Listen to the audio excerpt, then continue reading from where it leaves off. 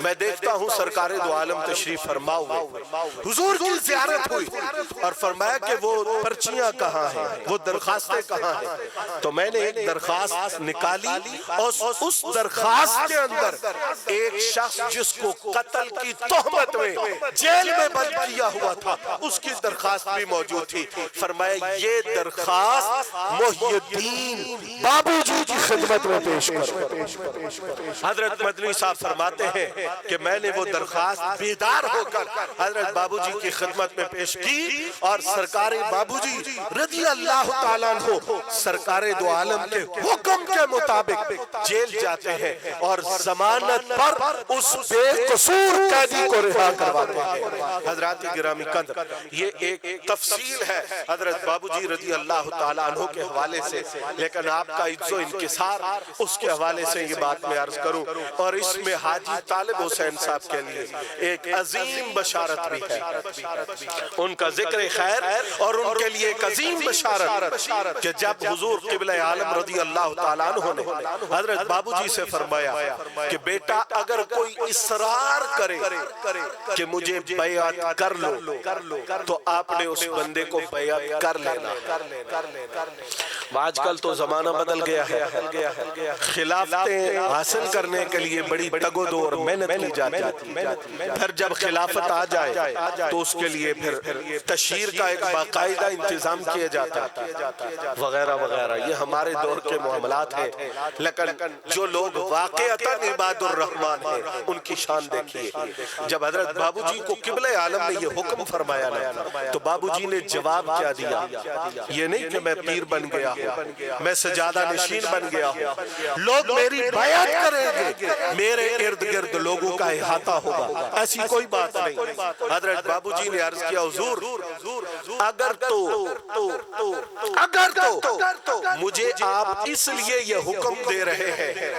کہ مجھ میں یہ اہلیت موجود ہے کہ میں کسی کو دل کی روشنی دوں، تو فرمایا حضور میرے اندر ایسی کوئی اہلیت موجود نہیں۔ یہ کون کہہ رہا ہے؟ وہ بابو جی جو ایک دن گھوڑے پہ آ رہے تھے تو حضور قبلہ عالم نے بالا خانے سے دیکھا اور فرمایا دیکھو گھوڑا دوڑا رہا ہے پر ذکر خدا جاری و ساری ہے، اٹھ دیا بہن دیا چل دیا پھر دیا نام نہ بسرے یار، اٹھتے بیٹھتے سفر میں حضر میں ہر وقت ذکر الہی میں۔ اور حضرت بابو جی فرمایا کرتے تھے ایسے بن کے رہو، ہاتھ کار ول دل یار ول، کام بھی کرو دنیا کے یہ چھوڑنے نہیں، لیکن دل کی توجہ ہر وقت محبوب کی طرف رہنی چاہیے۔ وہ بابو جی کیا فرماتے حضور میں تو اس قابل ہی نہیں ہوں کہ کسی کو بیعت کر سکوں، اور دوسری بات فرمایا اگر مقصد یہ ہے کہ بیعت کر کے پیسے کماؤ نذرانے بٹورو تو فرمایا آپ کی اور حضور غوث پاک کی جوتیوں کا صدقہ اللہ نے مجھے بہت کچھ عطا فرمایا، مجھے اس کی ضرورت اور حاجت نہیں ہے۔ حضور قبلہ عالم رضی اللہ تعالیٰ عنہ نے دوسری دفعہ تھوڑی دیر کے بعد فرمایا بیٹا اگر کوئی اصرار کرے تو بیعت کر دیا۔ آپ نے پھر معذرت کی، تیسری بار یہی ارشاد فرمایا تو حضرت بابو جی نے ایک بات عرض کی، یہ سنیے مقام حاجی طالب حسین صاحب کا۔ بابو جی نے ایک بات ارشاد فرمائی، فرماتے میں نے حضور قبلہ عالم کی بارگاہ میں عرض کیا حضور بیعت کروں گا پر ایک شرط ہے، ہاتھ میں ہاتھ میں لوں گا، ذمہ داری آپ کی ہوگی۔ ہاتھ میں ہاتھ، یہ میں کہتا ہوں بابو جی کے مرید نرالے مرید، بابو جی کے مرید سب سے ممتاز الگ اور جدا گانا مقام رکھتے ہیں۔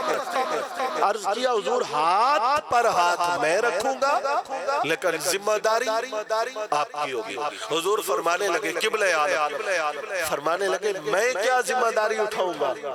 ذمہ داری وہی اٹھائیں گے جو ذمہ داری اٹھا سکتے ہیں، میں بیچارہ اس قابل نہیں ہوں کہ ذمہ داری اٹھاؤں۔ اب حضور بابو جی کا جواب سنیے، عرض کرنے لگے حضور اگر آپ بیچارے ہیں تو میں آپ سے کہیں بڑھ کے بیچارہ آپ ذمہ نہیں اٹھا سکتے تو میں کیسے ذمہ اٹھا سکتا ہوں؟ پھر کچھ دیر گزری اور حضور بابو جی کو قبلہ عالم نے فرمایا غلام محی الدین سن لے، جو تیرے ہاتھ پہ بیعت کرے گا اس کا ذمہ مہر علی لیتا ہے۔ بابو جی کے ہاتھ پہ بیعت کرنے والوں کا ذمہ حضور قبلہ عالم سیدنا خواجہ پیر سید مہر علی شاہ رضی اللہ تعالیٰ عنہ نے لیا ہے۔ یہ ہستی ہے حضرت بابو جی رضی اللہ تعالیٰ عنہ کی۔ اور بابو جی رضی اللہ تعالیٰ عنہ نے جس چیز پر پہرا دیا وہ مخلوق خدا کی خدمت، اور مخلوق خدا کی خدمت میں یہ خاص بات ہے، جیسے دوستوں کو عطا فرماتے ویسے دشمنوں کو بھی عطا فرماتے۔ اور یہ جملہ آپ ارشاد فرماتے کہ دشمن ہم سے دشمنی کرتے ہیں، ہم اس پہ صبر کرتے ہیں، اللہ کی بارگاہ سے ہمیں اجر ملتا ہے۔ اور ایک بات حضرت بابو جی یہ فرماتے، یہ بڑی مشکل بات ہے، بہت مشکل بات ہے، عمل کے لحاظ سے بہت مشکل بات ہے۔ بابو جی فرماتے کہ جو ہمارے دوست ہیں وہ ہماری تعریف کرتے ہیں، اور اس میں فتنہ کا خطرہ ہے کہ کہیں ہم اپنے آپ کو بڑا نہ سمجھ لیں، اچھا نہ سمجھ لیں، نیک نہ سمجھ لیں، لیکن فرمایا جو دشمن ہے نا، توجہ سے یہ جملہ سننا، فرمایا جو ہمارے دشمن ہیں وہ ہمارے عیب بیان کرتے ہیں، ہمارے نقص بیان کرتے ہیں، اور فرمایا پھر کیا ہوتا ہے، اگر وہ عیب ہم میں ہوتا ہے تو ہم اصلاح کر لیتے ہیں، اور اگر ہم میں نہیں ہوتا تو ہم اللہ کا شکر ادا کر لیتے ہیں۔ یہ حضرت بابو جی رضی اللہ تعالیٰ عنہ کی شان اور خوبی تھی، اور تحریک پاکستان کے لیے حضرت بابو جی صاحب رضی اللہ تعالیٰ عنہ ایک دفعہ نہیں ترجلوں بار خود محاذ پر تشریف لے کر گئے، حتیٰ کہ ایک دن فائرنگ بہت زیادہ ہوئی، جتنے بھی سپاہی تھے وہ مورچے میں چلے گئے، اور بابو جی باہر سامنے موجود رہے، اور وہ سپاہی یہ بات ریکارڈ میں موجود ہے، لکھتے ہیں، کہتے ہیں بابو جی کی برکت سے اللہ نے ہماری حفاظت بھی فرمائی، اور رب تعالیٰ نے اپنے کرم سے ہمیں شاندار فتح بھی عطا فرمائی۔ ریڈیو پاکستان پہ سن 1965 میں حضرت بابو جی صاحب رضی اللہ تعالیٰ عنہ نے پاکستان کے حق میں اور جہاد کے جذبہ کے حوالے سے ایک شاندار بیان جاری فرمایا، اور حضرات گرامی قدر یہ حضرت بابو جی رضی اللہ تعالیٰ عنہ کی شخصیت ہے، نرالی شخصیت، انوکھی شخصیت کہ ایک بیٹے ہیں، تلے تنہا وجود ہے، پر اس ایک صاحبزادے سے وہ کمالات ظاہر ہوئے، وہ خوبیاں ظاہر ہوئی کہ تحدیث نعمت کے لیے حضرت سیدنا پیر سید مہر علی شاہ رضی اللہ تعالیٰ عنہ فرمایا کرتے تھے، علم تو ایک طرف، فقر میں بھی بابو مجھ سے پیچھے نہیں ہے۔ یہ وہ تعریفی کلمات ہیں جو آپ کی شان میں حضرت قبلہ عالم رضی اللہ تعالیٰ عنہ نے اپنی مبارک زبان سے ارشاد فرمائے۔ حضرت بابو جی رضی اللہ تعالیٰ عنہ کونیا کے سفر میں تھے، حضرت جلال الدین رومی مثنوی مانوی مولوی ہست قرآن در زبان پہلوی، یہ جو کتاب ہے مثنوی شریف، اس کے رائٹر حضرت مولانا جلال الدین رومی رحمت اللہ علیہ کے مزار پاک میں حاضر ہوئے، اور ایک دن کچھ اہل مجلس نے یہ مشاہدہ کیا، یہ نظارہ کیا کہ حضرت بابو جی محفل سما میں بیٹھے، اور یہ یاد رکھیں بابو جی ہر روز محفل سما میں تشریف لاتے، اور ایک ضابطہ سن لیں، آج لوگ اعتراض بھی کرتے ہیں، بابو جی صاحب سے پوچھا گیا کہ سما جائز ہے یا ناجائز ہے، آپ نے فرمایا یہ نہ پوچھو کہ سما جائز ہے یا ناجائز ہے، پہلے یہ بتاؤ کہ سما کو سننے والا کون ہے۔ اگر وہ دنیا دنیا کے لیے سن رہا ہے، شیطانی خیالات کو ابھارنے کے لیے سن رہا ہے، تو حرام ہے، ناجائز ہے، منع ہے۔ لیکن اگر قوال ستار بجا کے یہ لفظ پڑھے محمد کی نسبت بڑی چیز ہے، پیار سے بولے خدا دے یہ دولت بڑی چیز ہے، حضور محمد اللہ کی حق بزرگان دین کے مناقب اور خالص اللہ کی رضا کے لیے سننے والے بیٹھ کے سنے تو یہ وہ محفل ہے جس کو حضرت بابو جی رضی اللہ تعالیٰ عنہ بڑے شوق سے منعقد کرتے۔ حضرت رومی کے مزار کی حاضری کے دوران بعض اہل محبت نے دیکھا کہ بابو جی نشست صدارت پہ بیٹھے ہیں، اور ہمارا یہ یقین ہے کہ آج بھی صدارت کی نشست پہ حضرت بابو جی تشریف بابو جی بیٹھے ہیں۔ کچھ اہل محبت نے بابو جی صاحب کے چہرے انور کو دیکھا تو فوری طور پر بابو جی صاحب کی طرف لپکے۔ پوچھنے والوں نے، دیکھنے والوں نے حیرت کا اظہار کیا کہ کیا ہوا، اچانک بابو جی کی طرف لپکے ہو؟ کہا ہم نے جب نظر اٹھا کے بابو جی کو دیکھا تو ایک لمحہ کے لیے ہمیں بابو جی نظر نہیں آئے، ہمیں بابو جی کے چہرے اقدس میں حضور مولا کائنات سیدنا علی المرتضیٰ کی زیارت کا شرف نصیب ہوا۔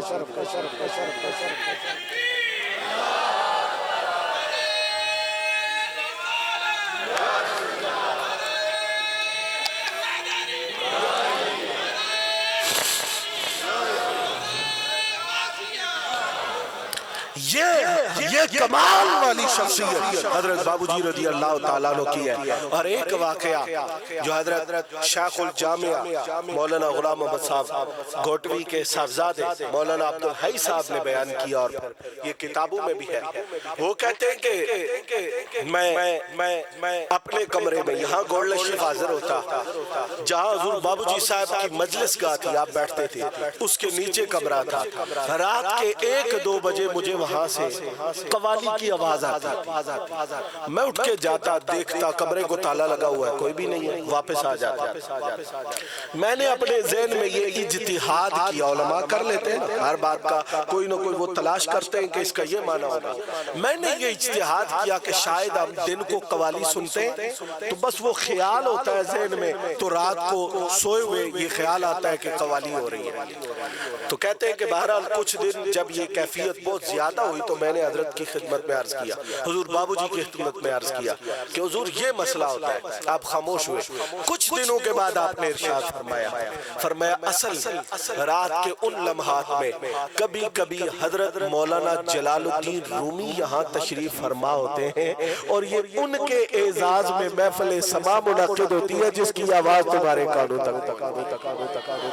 اس درجہ کے ولی حضرت بابو جی رضی اللہ تعالیٰ عنہ ہے۔ حضرت جلال الدین رومی کے ساتھ بابو جی رضی اللہ تعالیٰ عنہ کو بے حد شغف تھا، بے حد محبت تھی، اور آپ کے ہزاروں اشعار حضرت محبوب قوال جو آپ کے انتہائی مخلص اور آپ کے تربیت یافتہ قوال تھے، وہ مجلس کے اندر پڑھا کرتے تھے، اور ان اشعار کے پڑھنے کے دوران عجیب کیفیات وہ اہل دل پر، اہل محبت پر وارد ہوتی تھی۔ حضرات بدن کام جاتا ہے یہ بات سن کر کہ حضرت بابو جی رضی اللہ تعالیٰ عنہ کی خدمت میں، چونکہ یہ وہ لنگر خانہ ہے جو ہر عام و خاص کے لیے ہر وقت کھلا رہتا ہے، اس وقت سے آج تک اور انشاءاللہ صبح قیامت تک، کوئی اپنا آئے، کوئی بیگانہ آئے، کوئی امیر آئے، کوئی غریب آئے۔ سنگیوں نے عرض کیا حضور یہاں کچھ لوگ آتے ہیں جو مزار شریف پہ حاضری دینے نہیں آتے، روٹی کھانے آتے ہیں، روٹی کھا کے چلے جاتے ہیں، تو آپ اگر حکم فرمائے تو ہم ان کو منع کر دیں، کیونکہ مقصد کوئی نہیں ہے، بس کھانا کھانے آتے ہیں۔ تو باؤ جی صاحب خاموش ہوئے۔ کچھ دنوں کے بعد انہوں نے پھر یہ شکایت لگا دی حضور بندے کافی آ جاتے ہیں، ادھر اپنی مزدوری کرتے ہیں، روٹی کا ٹائم ہوتا ہے، یہاں کے روٹی کھاتے ہیں، مزار پہ حاضری کے لیے تو نہیں آتے۔ چند دفعہ جب یہ شکایت آپ کی خدمت میں پیش کی گئی تو حضرت بابو جی نے جو جواب ارشاد فرمایا، بدن پر رونگٹے کھڑے ہو جاتے ہیں، فرمانے لگے اپنی اس زبان میں، پوٹواری زبان میں فرمانے لگے ماوی تے تھے ویلا ہی رہنا تے ماوی تو غوث پاک دے لنگر ہی چوئی روٹی کھانا، اگر کوئی اور کھا لے وے تے غوث پاک دے لنگر ہی کمی تے نہیں آتی۔ جو بادشاہ جن کا سب کچھ ہے وہ کہتے ہیں کہ میں بھی یہاں کیا کرتا ہوں، جن کی صبح، جن کی شام، جن کی رات، جن کی سحر، جن کی افطار وہ اللہ کے ذکر میں، اللہ کے محبوب کی یاد کے ذکر میں گزرتی ہے۔ وہ کہتے ہیں میں بھی تو فارغ رہتا ہوں۔ حضرت بابو جی کے معمولات یہ ہوتے تھے، آپ تہجد کے وقت بیدار ہوتے،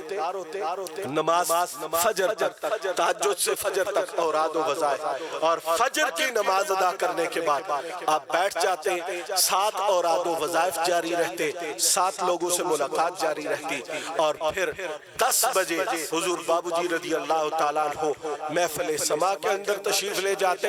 اور 2 گھنٹے تک محفل سما ہوتی، اس کے بعد کھانا تناول فرماتے، نماز ظہر ادا فرماتے، نماز ظہر کے بعد تھوڑا وقت قیلولہ فرماتے، یہ حضور کی سنت بھی ہے، اور اس کے بعد عصر کی نماز کے بعد حضور بابو جی راول پنڈی تشریف لے کے جاتے، جن سنگیوں نے وہاں ملاقات کرنا ہوتی وہ وہاں ملاقات کرتے، اور حضرت بابو جی رضی اللہ تعالیٰ عنہ پھر وہاں سے عشاء کے قریب واپس گولڈا شریف تشریف لاتے، تقریباً رات کے 11 بجے تک علم کی، فہم کی نشستیں، مجلسیں، محفلیں جاری و ساری رہتی۔ حضرت بابو جی رضی اللہ تعالیٰ عنہ کے وصال پر اہل علم اور اہل قلم نے جو الفاظ کہے ان میں ایک جملہ یہ ہے کہ آج دنیا سے کسی ایک مذہب کا پیشوا، کسی ایک مذہب کا روحانی رہنما یا کسی ایک خاص طبقے کا پیر و مرشد نہیں گیا، آج دنیا سے وہ گیا ہے جو جگت پیر تھا، یعنی کوئی دکھ درد کا مارا اس در پہ حاضر ہوتا، اسے بابو جی کی آغوش پہ آ کے یوں لگتا تھا جیسے ماں کی آغوش کا پیار مجھے نصیب ہو گیا۔ تو حضرات گرامی قدر، اولیاء اللہ کا یہ سب سے اہم جو پوائنٹ ہے، اور آج کے دور میں یہ کمی ہے۔ آج کے دور میں کوئی مجھ سے پوچھے کہ حضرت بابو جی صاحب نے کتنی کتابیں لکھی ہیں، تو میں عرض کروں گا کہ بابو جی صاحب کے مکتوبات ہیں، ساتھیوں کی طرف، اپنے شہزادوں کی طرف جو آپ نے خط لکھے ہیں، زیادہ کتابیں نہیں ہیں۔ کوئی پوچھے کہ آپ کے خطابات کتنے ہیں، تو زیادہ خطابات نہیں ملیں گے، لیکن اگر کوئی پوچھے کہ کتنے لوگ تھے جن کو بابو جی نے اللہ سے ملایا ہے، تو ان کی تعداد ہزاروں نہیں، لاکھوں نہیں، کروڑوں سے متجاوز۔ اب اس میں خاص بات جو ہے وہ عرض کروں، آج کل سوشل میڈیا ہے، آپ کلک کریں، ہزاروں تقریریں ایک موضوع پہ پڑی ہوئی ہیں، ہزاروں تحریریں ایک موضوع پہ پڑی ہوئی ہیں، تحریریں بہت، تقریریں بہت، لیکن اگر آپ کوئی ایسا بندہ ڈھونڈے پوری دنیا میں گھوم کر کہ میں جس کے ہر عمل کو دیکھتا جاؤں تو مجھے خود بخود نبی پاک کی سنت پہ عمل کرنا نصیب ہو جائے، تو ایسا بندہ جو آپ کو بندہ بنا دے، خدا سے ملا دے، حضور سے آپ کا تعلق جوڑ دے، ایسے بندے آپ کو نہیں ملیں گے۔ بابو جی نے یہ کام کیا ہے کہ تحریر و تقریر کی بجائے اپنی پوری زندگی اور اپنی شخصیت لوگوں کے سامنے پیش کر دی کہ بھائی جو ہمیں دیکھے، جو ہمارے پاس بیٹھے، جو ہماری صحبت میں وقت گزارے گا، اللہ تعالیٰ کے محبوب کی سنت کا عکس جمیل اسے ہماری ذات کے اندر نظر آئے گا۔ یہ چیز ہے جو انسان کو بدل دیتی ہے۔ ہم کہتے ہیں ہمارے بچے اچھے نہیں ہیں، حالانکہ ہم ان کو بڑی تربیت دیتے ہیں، ہم نے ان کے لیے اسکول کا انتظام بھی کیا ہے، قاری صاحب بھی لگوائے ہوئے ہیں، پیسہ بھی کھلا خرچ کرتے، لیکن ہمارے بچے اچھے نہیں ہیں، وہ سدھرتے نہیں ہیں، نماز نہیں پڑھتے ہیں، وہ شاید نہ پڑھے، خاک بدہن شاید ان کی اصلاح نہ ہو۔ اس کی وجہ یہ ہے بچہ نہ باتوں سے اس قدر سمجھتا ہے، نہ تحریروں سے اس قدر سمجھتا ہے، نہ زیادہ استاد لگانے سے اس قدر سمجھتا ہے، جتنا وہ آپ کی شخصیت کو دیکھ کے آپ کو فالو کر کے اپنی زندگی کے فیصلے کرتا ہے۔ حضرت قبلہ عالم نے اپنی شخصیت ایسی بنائی کہ بابو جی آپ کو دیکھ کے بابو جی بنے، اور بابو جی رضی اللہ تعالیٰ عنہ نے اپنی شخصیت کو ایسا سنوارا ہے کہ جس نے بابو جی کو دیکھا ہے وہ بابو جی کی زلف کا اسیر بن کے رہ گیا، بابو جی کی نسبت اور بابو جی کی محبت میں وہ دین دنیا ساری چیزوں کو پا گیا۔ حضرت بابو جی کی کرامات بے حد و بے عد ہیں، لیکن ایک دو باتیں برکت کے لیے عرض کرتا ہوں۔ مولانا مشتاق احمد چشتی صاحب مرحوم، جنہوں نے حضرت بابو جی کی حیات پر ضیائے مہر لکھی ہے، وہ فرماتے ہیں کہ مجھے اولاد ہوتی فوت ہو جاتی، اللہ نے بابو جی کی برکت سے مجھے اولاد دی، اور جب میرا بڑا بیٹا ہوا تو 4 سال کی عمر ہو گئی، وہ بولتا نہیں تھا، تو میں حضرت بابو جی کی خدمت میں لے کے آیا، بابو جی نے اس کو ہاتھ پیار سے تھپکی دی اور فرمانے لگے تو اپنے ابو کی طرح کب بول کے ریڈیو پہ تقریر کرے گا؟ فرمایا بابو جی کا یہ فرمانا تھا کہ میرے بچے نے بولنا شروع کر دیا۔ یہ شخصیت حضرت بابو جی رضی اللہ تعالیٰ عنہ کی ہے۔ حضرت مولانا عبدالغفور صاحب ہزاروی رحمت اللہ تعالیٰ علیہ فرمایا کرتے تھے روز قیامت اللہ مجھے حضرت بابو جی کی پیاری زلفوں کے صدقے مغفرت کی سند عطا فرما دے۔ تو یہ وہ لوگ ہیں جو اللہ اللہ کرنے والے اور خالص اللہ کی محبت دینے والے۔ حضرت بابو جی رضی اللہ تعالیٰ عنہ کے متعلق جو منقبت، ایک ہی منقبت جو بہت معروف ہوئی، پھر بعد میں تو بہت مناقب لکھی گئی۔ عیسیٰ خان امر تسری انہوں نے آپ کے دوست تھے اور انہوں نے منقبت لکھی، اس میں انہوں نے ایک شعر لکھا کہ جو کوئی اس دی صفت سناوے اس دے نال خفا ہو جاوے۔ بابو جی کی یہ شان تھی کہ وہ کسی سے اپنی تعریف نہیں سنتے تھے، کسی سے اپنی تعریف، بلکہ بابو جی کا یہ فرمان ہے، آپ فرماتے تھے لوگ تو جھوٹی تعریفیں سن لیتے ہیں، میں سمجھتا ہوں سچی تعریف سننے سے بھی نقصان ہوتا ہے۔ یہ بابو جی کے فرمان ہے۔ فرمایا بندہ فتنے میں پڑ جاتا ہے، آزمائش میں پڑ جاتا ہے، وہ اپنے متعلق کسی خیال میں مبتلا ہو سکتا ہے، جو کوئی اس دی صفت سناوے اس دے نال خفا ہو جاوے، اپنے منہوں اے فرماوے میں کسے نہ کاردہ۔ یعنی حضرت بابو جی اپنی زبان مبارک سے یہ ارشاد فرماتے تھے کہ میں کسی کام کا نہیں ہوں، میری کوئی حیثیت نہیں، اور بابو جی کی تربیت دیکھنی ہو تو آپ کے دو صاحبزادے حضور بڑے لالا جی غریب نواز اور حضرت چھوٹے لالا جی غریب نواز پوری زندگی تکلیفوں کے ساتھ، مشقتوں کے ساتھ مخلوق خدا کی خدمت کے لیے انہوں نے اپنی زندگی کو وقف فرمایا۔ دوستان محترم، یہ وہ صوفیاء ہیں جن کو ہم مانتے ہیں، جن کے ہم قائل ہیں اور جن کے دامن محبت سے ہم وابستہ ہیں۔ حضرت قبلہ شاہ صاحب بھی یہاں تشریف فرما ہے، اور ذوالفقار چشتی صاحب نے مجھے فرمایا تھا کہ محفل تقریر کے بعد بھی آپ نے کچھ دیر بیٹھنا ہے، محفل سما ہوگی، اور یہاں آ کر محفل دیکھ کے یوں لگا کہ اس محفل سے اٹھ کے جانا ہی بڑا مشکل کام ہے۔ جس خوبصورتی اور محبت سے انہوں نے اس محفل کو سجایا ہے، یقیناً خوبصورت اور حسین لوگوں کا ذکر کرنے کا انداز بھی خوبصورت ہونا چاہیے اور ذکر سننے کا انداز بھی خوبصورت ہونا چاہیے، اور آج کی یہ مجلس اس بات کا واضح طور پر ہمیں نقشہ اور تصویر پیش کر رہی ہے کہ اللہ کے محبوبوں کے ذکر کی محفلیں ایسی ہونی چاہیے۔ اللہ پاک ان پاکان امت کے فیض سے ہمیں اور ہماری آنے والی نسلوں کو سرشار رکھے۔ وآخر دعوایا ان الحمد للہ رب العالمین۔